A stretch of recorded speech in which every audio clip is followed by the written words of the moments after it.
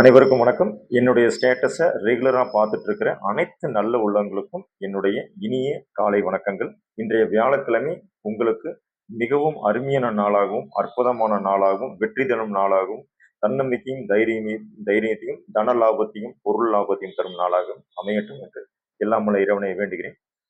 இன்றைக்கு என்ன தலைப்பு அப்படின்னு பார்த்துட்டீங்கன்னா, என் கேள்விக்கு என்ன பதில் அப்படிங்கிற மாதிரியான ஒரு தலைப்புங்க. இது டெய்லியும் நம்ம ரெகுலராக பண்ண போறோம். இன்னைக்கு இன்றைய நாள் இன்றைய கேள்வி இன்றைய பதில் அப்படிங்கிற ஒரு தலைப்புல ஒரு கஸ்டமர் எங்கிட்ட கேட்டிருக்காரு. அவர் பேர் சுரேஷ். கணக்கம்பாளையம் பிரிவுல இருந்து எனக்கு இந்த கேள்வி கேட்டிருக்காரு. அவர் கேட்ட கேள்வி என்னன்னா, சார் ஆல்ரெடி எனக்கு கிரவுண்ட் ஃப்ளோர்ல வீடு இருக்கு, நான் மேல் மாடி கட்டுறேன். இப்போ எனக்கு லோன் எப்படி வாங்கினா எனக்கு சப்போர்ட்டா இருக்கும், எப்படி வாங்கலாம், இதுக்கு ப்ளூ பிரிண்ட் வாங்கணுமா வேண்டாமா, இதுதான் அவர் கேட்ட கேள்வி. ஓகே, இப்போ அவருக்கு உண்டான பதில் மிஸ்டர் சுரேஷ் அவர்களுக்கு. இப்போ இரண்டு விதமா நீங்க பிரிச்சுக்கலாம். கன்ஸ்ட்ரக்ஷன் நீங்க மேல் மாடி கட்டுறீங்க, அதுக்கு ப்ளூ பிரிண்ட் வேணுமா அப்படின்னா, ஏஸ் பர் கவர்மெண்டோட ரெக்கார்டுக்கு ப்ளூ பிரிண்ட் வேணும். கவர்மெண்ட் கேட்கறது நீங்க மேல கட்டினீங்கன்னா ப்ளூ பிரிண்ட் வேணும் அப்படிங்கிறது கவர்மெண்டோட நீடு.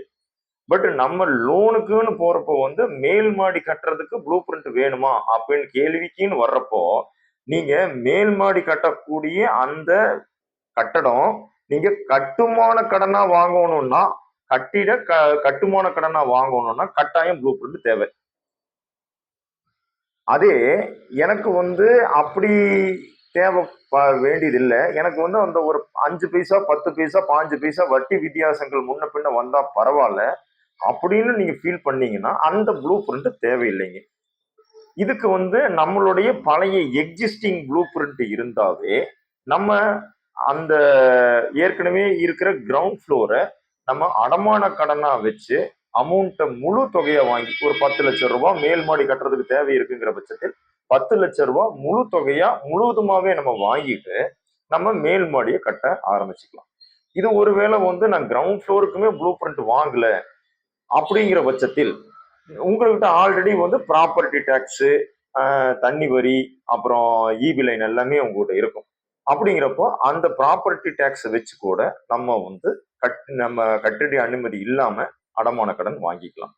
ஒருவேளை எனக்கு கட்டிட அனுமதியோ கட்டிட லோன் தான் வேணும், அதுவும் கவர்மெண்ட் பேங்க்ல தான் வேணும்னு உங்களுடைய ரெக்யர்மெண்ட் இருக்குங்கிற பட்சத்தில் இதுக்கு நீங்க கட்டாயம் கட்டிட அனுமதி வாங்கணும். அது எப்படி வாங்கணும்னா கீழ் ஃப்ளோருக்கும் வாங்கணும்.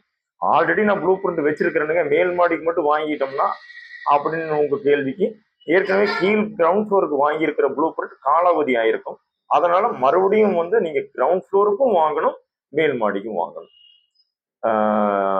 இதுல உங்களுடைய ஆப்ஷன் எதுங்கிறத நீங்க தேர்ந்தெடுத்துக்கீங்க. ஆப்ஷன் ஏ, நீங்க கவர்மெண்ட் பேங்க்ல லோன் வாங்கணும், கட்டுமான லோனா வாங்கணும், வட்டி கம்மியில வேணும் அப்படின்னா கட்டாயம் ப்ளூ பிரிண்ட் வேணும்.